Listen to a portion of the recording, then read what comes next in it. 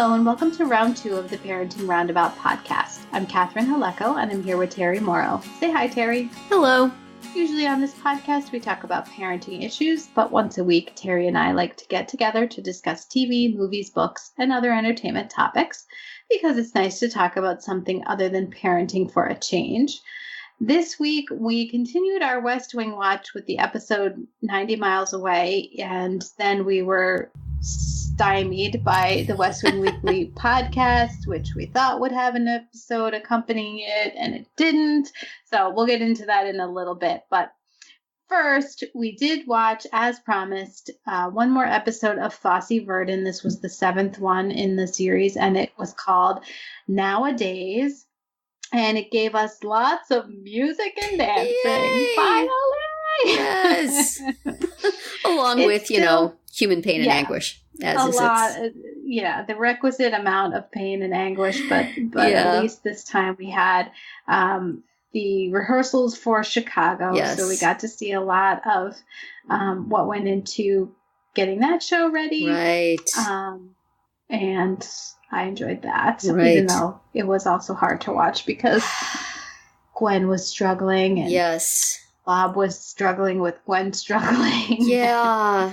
And it was, its usual blend of the fun of the musical stuff and then just the backstory being heartbreaking and angering and all sorts of things.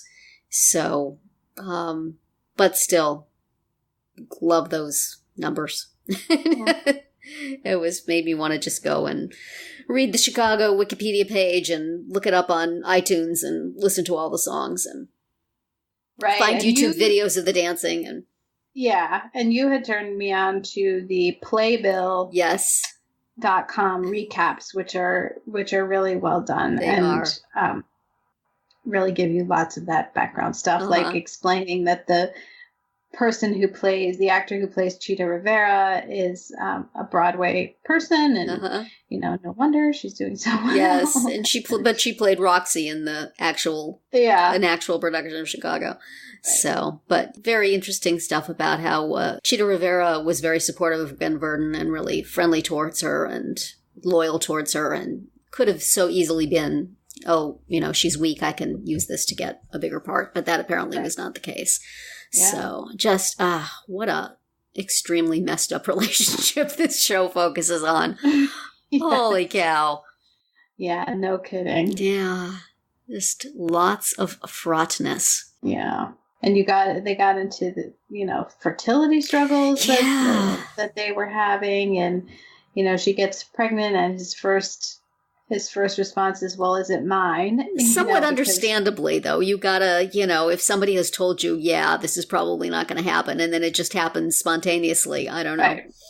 But it just adds to the whole dynamic between them of, his insecurity and his need to prove himself, and her constantly, purposely or not, righteously or not, kind of cutting him down and manipulating him, and, his just awful behavior also. It's, I like it that it's sympathetic to Gwen, certainly, and you really do want to smack that guy quite a lot at the time, but, she also sometimes does not play things well. That whole scene where their daughter is dancing and she's using this as the opportunity to harangue him about the final number, about which she's right, but then possibly he's also right later on. Mm-hmm. And just to sort of air your dirty laundry in the way she did in that practice was, you just feel so badly for everybody else in that room who just probably wants to disappear. So lots of bad behavior on both sides. It was very, very difficult to get used to young-looking Bob in those early scenes, especially since I think Gwen looked pretty much the same all along. In both of them, it's a lot of hair. Yeah. Signifying. Yeah. Yeah. Hairdos that are helping you place them in time. Right. Or loss of hair in his case. Yes. But he also developed lots of very, very bad habits that gives the actor lots and lots of tics as he gets older. You know, the smoking and the shaking the pills out of the bottle and washing them down with whatever is handy and all that stuff, which the young guy didn't have those so much. So right. he's like, he needs all his little bits of business as he gets older. But it was good. It was needing of recovery time, as you mentioned the last time. Yes. You don't really want to just jump into the next episode after you watch this. No. Oh, that whole thing where he calls her when she can't talk to just twist the knife. Right. That is some messed up relationship dynamics going on there. And her long-suffering boyfriend is just watching. Yes. I feel like both he and Anne had scenes where they just kind of look at these two and go, huh, walk away. Right. Like, what am I doing? A, what am I doing here in the middle of this? And B, this has nothing to do with me. Thank God. I'm going to go sit in another room. Right. I'm out. That's right. I'm going to go hang out with Nicole since her parents are otherwise occupied. Yes. Boy. You know, you sort of wonder what's in it for them, but you know, and the whole ballet thing where the boyfriend just keeps looking at them and going, "Stop, stop, watch your daughter." In so many ways, the boyfriend Ron and girlfriend Anne are like better parents to Nicole Definitely. than her actual birth parents are. Yeah, he's the one showing concern that she's running off with her friend, you know, and Yeah, so there's one more episode. It's been quite a ride. Yes, so we'll tune in for that. But definitely. Speaking of flashbacks that were painful, the West Wing that we watched was called 90 Miles Away, which from the title you might guess was all about Cuba, and with a cameo appearance by Fidel Castro sitting in the shadows, and that's at the point where everybody just goes, "Really? Are we doing this? Really? Apparently we are. Yes. What channel have I turned to the wrong show? Cuba in the dead of night, not even telling CJ, which that's not cool. Dude. No, don't do that. No. So yeah, it's a weird one. It is, and I was sort of Googling things about to see if I could see if there was any other commentary online about Kate Harper's hair, of which there is a little bit, but mostly the bangs and not the curls. And I was on I think it was a Reddit list that consistently referred to 90 Miles Away as that episode everybody hates. So I guess I'm not alone in remembering this as, even in a part of the West Wing where there were a lot of episodes that were not quite on par with what we had come to love, this one was just a big ol' huh? Yeah. Really? It's like suddenly we're in the middle of a, John le Carré novel or something where Leo's meeting with, secretly meeting with Castro, but yet, of course, it's not secret because everyone, the walls have eyes and everyone knows. And, and oh my goodness, Brian Dennehy just slicing off the biggest old piece of ham he could get there with that senator. Playing this senator from Florida who's constantly hammered. And Yes, if he had a mustache, he'd been twirling it. He was just, chewing him up some scenery, and why not? Good on you.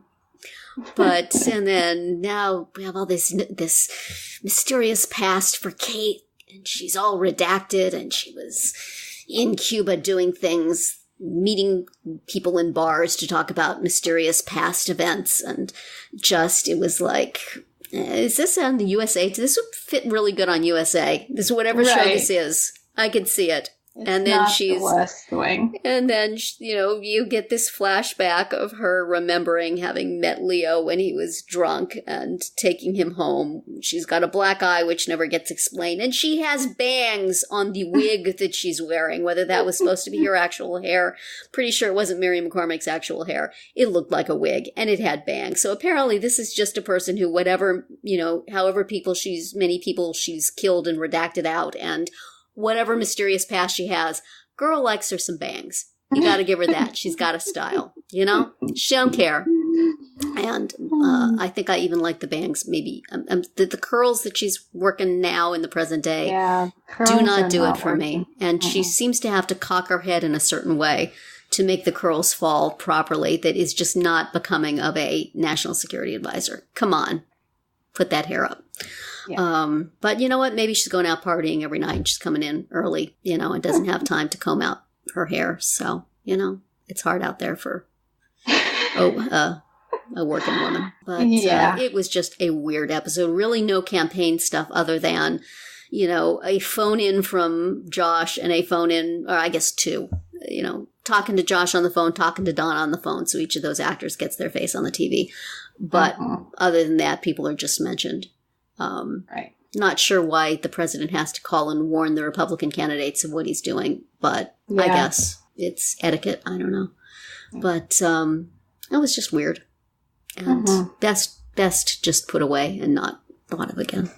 Right. Unless they say something about it in whatever future week they decide to discuss it on the West Wing Weekly podcast. How hard is it to say, next week we're doing a special episode? Wait a week to watch this. Just when we thought we had their little slippery schedule figured out, they went and changed it on us again. West Wing Weekly, not cool. Yeah, so we are going to skip a West Wing for next week. Since we are now ahead of the podcast. Yes. So what we're going to do is watch the final episode of Fosse-Verdon. It's called Providence. And I'm sure it will leave everything in a happy and contented and well wrapped up way. Right. Can't wait to see how these crazy kids work it out. There wasn't a coffin in the next week on. So. One of the things that I learned from my little rabbit hole dive into articles about that episode of Fosse-Verdon is that indeed Bob Fosse did tap dance at Patty Chayefsky's funeral. So, oh wow, okay, that was a good scene. Yes, that was very good. Patty Chayefsky and Fosse when Fosse tries to get his good pal Patty to score him some drugs, and Patty says no, and he says, "You're being dramatic." Like, I am a dramatist. That's right. It's my job. Anyway, that has been a very enjoyable character. And wrap up Fosse-Verdon. And then we are going to switch gears entirely. Well, it's still dancing. Like, there you go. We're going to go back to So You Think You Can Dance. Yep. A nice, fun summer reality show that we've enjoyed in the past. And that is kicking off on June 3rd. Right. So on the 4th, we will be talking about it. Hey. Looking forward to that. And that'll be it for our round 2 today. Please subscribe to our Parenting Roundabout podcast so you won't miss any of our episodes. We have something new for you every weekday. As always, you can find recaps, links, and an opportunity to comment on our website at parentingroundabout.com. Bye, Terry. Bye, Catherine. Bye, everyone.